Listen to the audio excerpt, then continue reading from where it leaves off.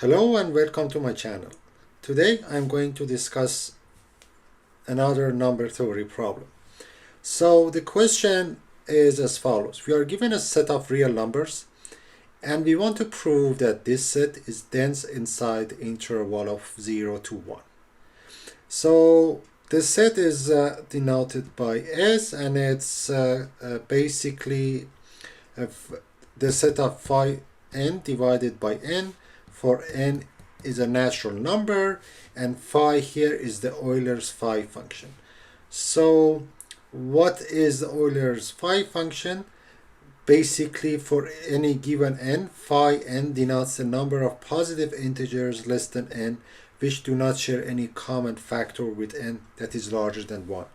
So for example, phi of 1 is basically 1 by definition. Phi of 2 is 1 again, so I have set of 1 which is less than 2, and it doesn't share any common factor with 2 larger than 1.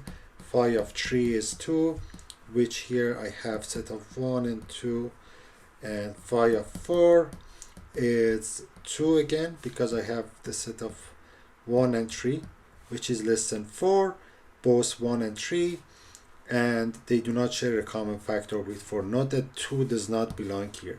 2 does not belong here because 2 and 4 share a common factor, which is 2. So this is the definition of phi of n.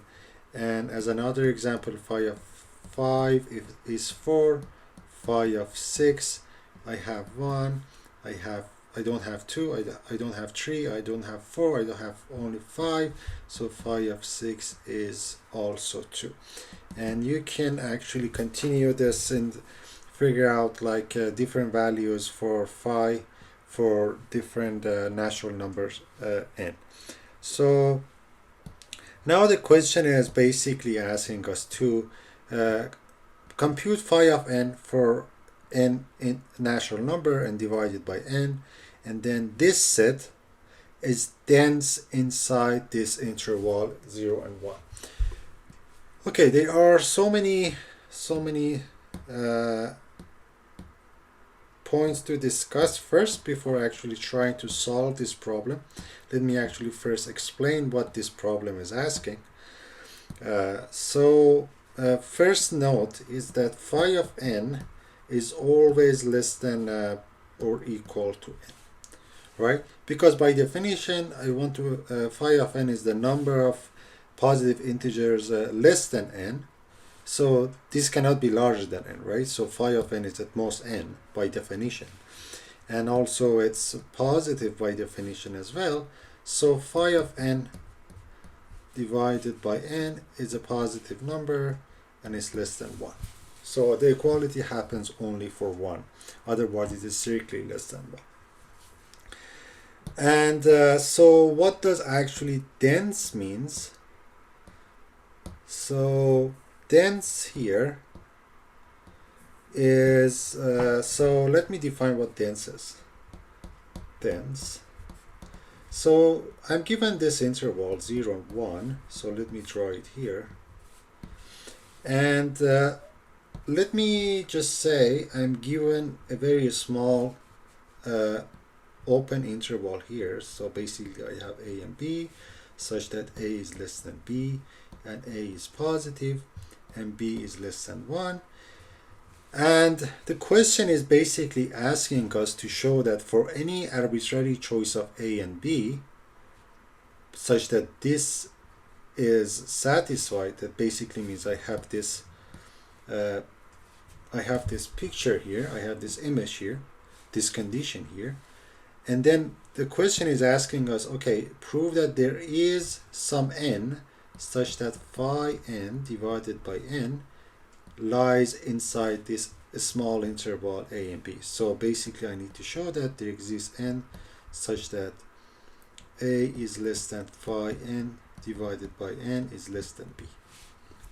So, and I need to show this for any arbitrary choice of a and b such that a is larger than 0 and b is less than b is also less than 1 and a is less than b. Basically for any choice of a and b such that I have this here, right?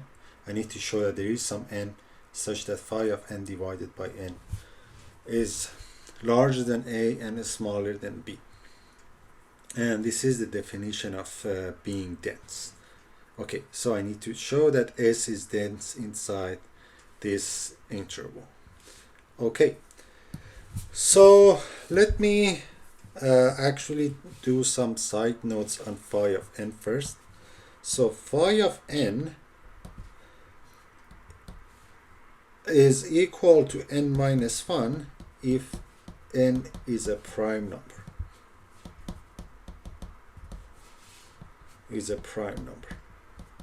And if you think about it, this is basically equivalent to the definition of prime numbers. So this is by definition of prime numbers.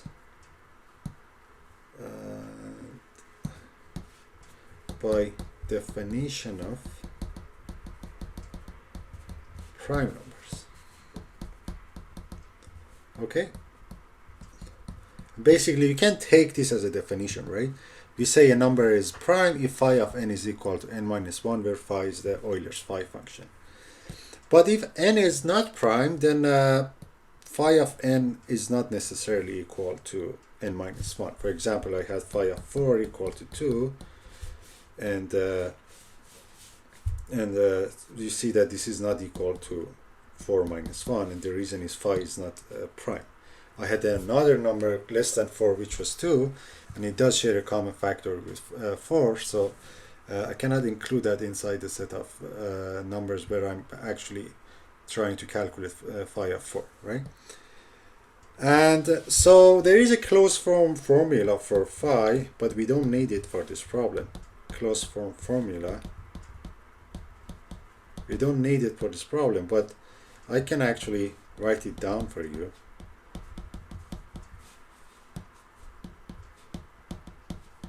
Is equal to P1 alpha 1 minus 1 Pk alpha k minus 1 and P1 minus 1 till Pk minus 1, where this is like the prime factorization for n, right? Is a prime factorization.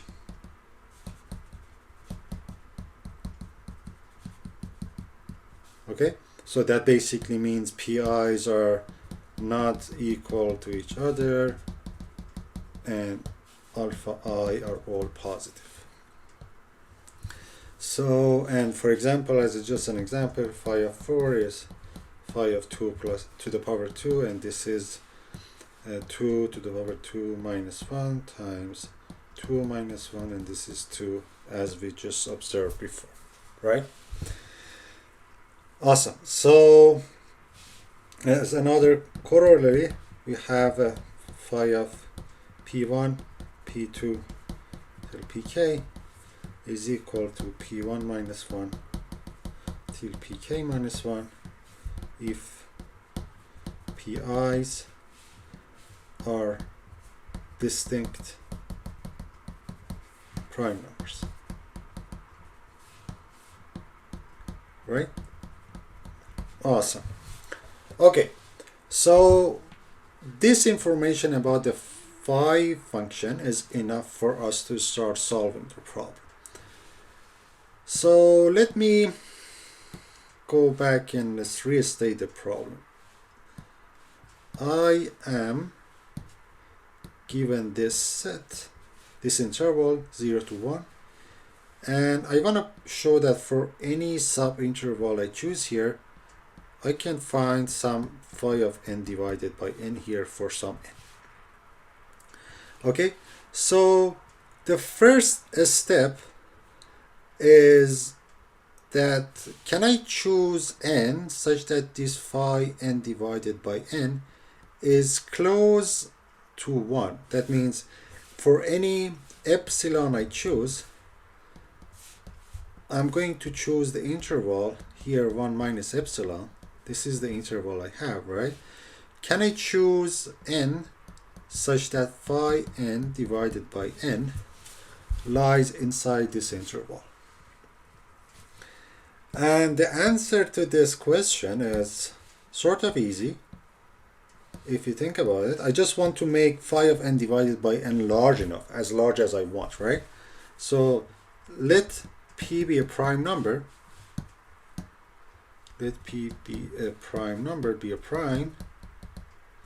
Then I know that phi of p divided by p is equal to p minus 1 divided by p. And this is 1 minus 1 over p.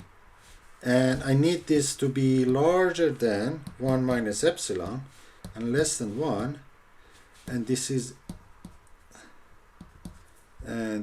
the same as trying to show that 1 divided by p is less than epsilon, because this part, this side, the right hand side is satisfied because p is positive. So I just need to show that 1 divided by p is less than epsilon, and this is the same as p larger than 1 over epsilon. And we know that there are infinitely many prime numbers. So 1 over epsilon could be very large, but I just choose another prime which is larger than 1 over epsilon. And that basically enough for me to have this quotient phi of p divided by p to lie inside this interval, right? Okay, sounds great. Now here's the idea for solving this problem. Start with a quotient like this. Let's say I have phi of pk divided by pk, and let's say that this is larger than 1 minus epsilon. So if I have this 1 here, let's say I have this phi of pk divided by pk here, then I'm going to construct a set of nodes, a set of points from the set S. Remember, S was the entire set of interesting real values we started with. So I'm going to construct a set of points inside S such that the distance between these 2 points is at most epsilon, and also these points converge to 0. So once I do it, then that basically solves the density question, right?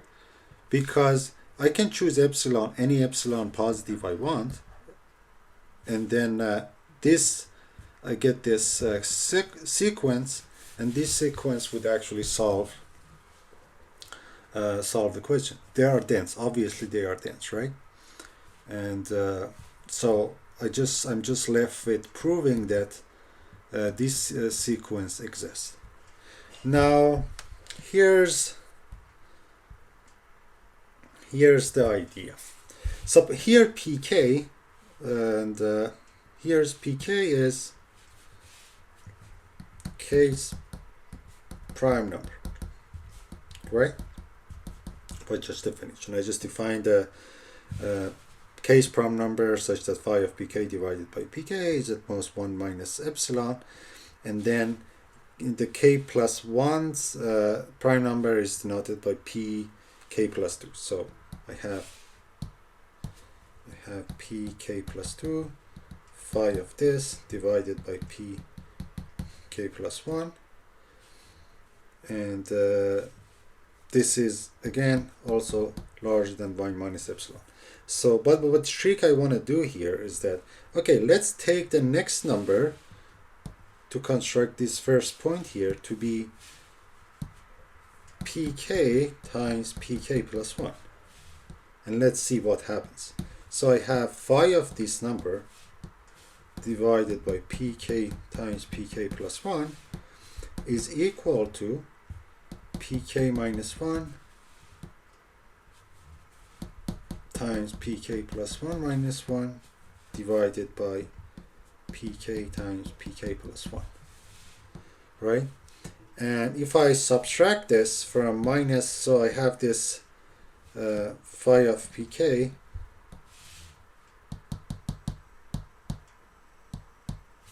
So I have this phi of pk plus 1 divided by pk plus 1 minus phi of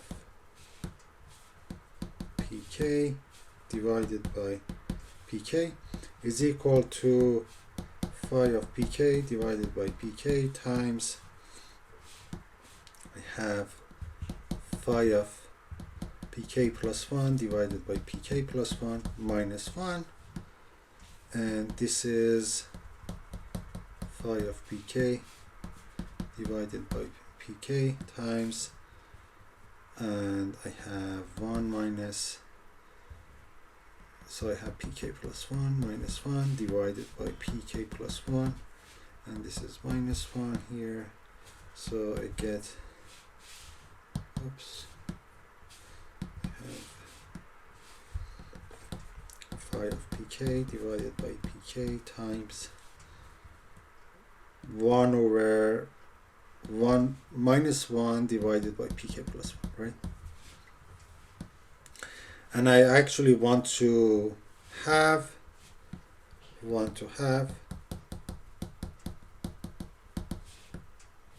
that phi of pk divided by pk times 1 over pk plus 1. I want this absolute value to be less than epsilon, right? But if you but I have this, right? I have this bond. This bond holds. Why? Because phi of pk divided by pk times 1 over pk plus 1 is less than or equal to 1 over pk plus 1. I just use the fact that phi of n is at most n for any n. And this is because pk plus 1 is larger than pk, right? 1 over pk. And here, you remember, that's how I actually started choosing pk. Okay, so I have this less than or equal to epsilon. And this is so true. So this is fine. So the distance between this first value and the next one as constructed here is at most epsilon. And I can do the same trick for the next pair of sequences, right? Pair of values inside my sequence. So I have, like, let's say phi of, I have phi of, let's say, n divided by n, and the next value is phi of n p, let's say m divided by npm. So I'm gonna factor out phi n divided by n times 1 minus pm minus 1, and is the other way around. It's no, here, sorry, here I had this way, now I have it the other way, so it doesn't matter because I want to take the absolute value, right?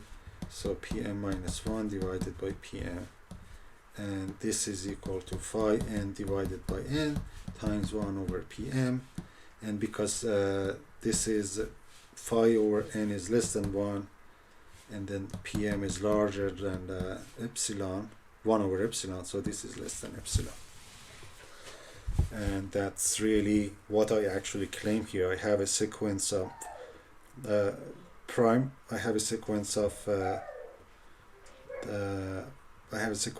values inside S, such that the distance between each two consecutive one is at most epsilon.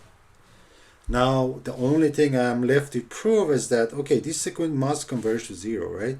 For example, if they all converge here, then I don't have the density for this part. So I need to actually prove that this sequence does go to 0. But let's take a look at what this sequence looks like. This sequence is basically the product of, this is the product of phi of pk, and this is pi of pj divided by pj time j from k to infinity. I basically need to show that this is equal to 0.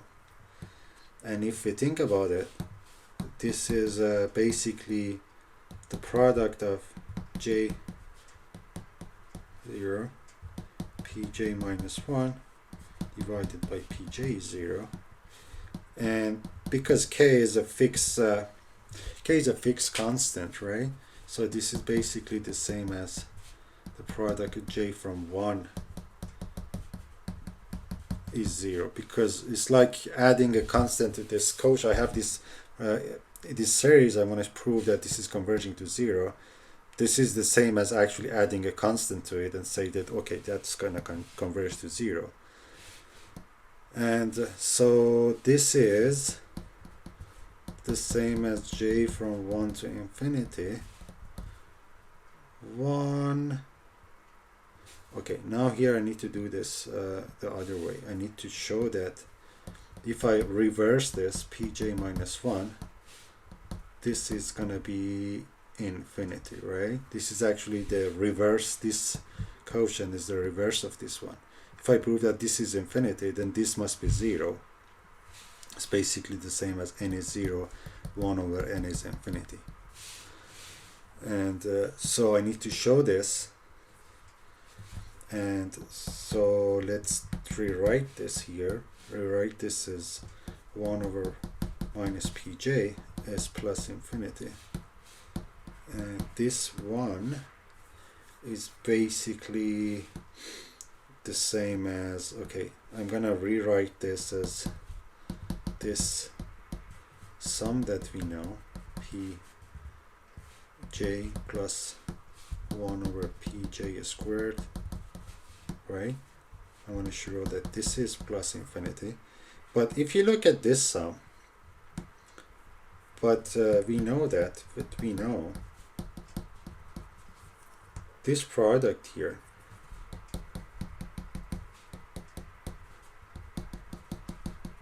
pj etc. is basically the same as sum of 1 over n and from 1 to infinity, and that's basically the zeta function. So this is zeta of 1. Sorry if my zeta is not good looking, but why this is true? Because basically any term inside this sum, you take out finitely many 1 from all the parentheses. You take like finitely many not equal 1 values. So for each parenthesis, you basically pick one of these terms, right? And then you multiply it, and then you have to sum it, basically, because you have a summation here.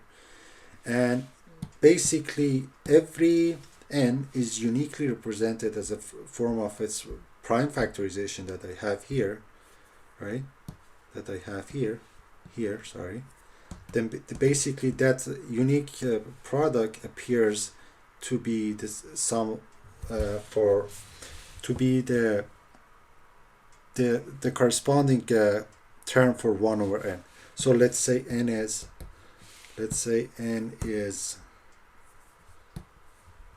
p1 to the power alpha 1, pk to the power alpha k, and then to construct this 1 over n, I'm going to take 1 over p 1 to the power alpha 1, and from parenthesis 1, I'm going to take 1 over p2 to the power alpha 2 from parenthesis the second one, and continue this till I choose 1 over pk to the power alpha k from the case parenthesis, right? And the rest of them I have to pick just 1, because otherwise if you do it you get 0. It goes up to 0, right? If you want to have a finite term on the right hand side, you need to stop picking values less than 1. After some point you have to just keep values 1, and so basically you end up with terms like this, and then with factors like this, and then you multiply these factors and you get 1 over n. And this is done uniquely, right? Because once you have this alpha I, n is determined uniquely. So that basically means I have this identity here, and I know that the zeta 1 this is a well-known fact that this is equal to plus infinity. Awesome. So I have this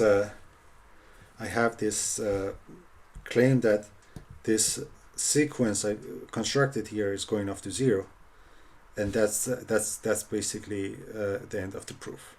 Thank you so much for watching, and stay tuned for the next video.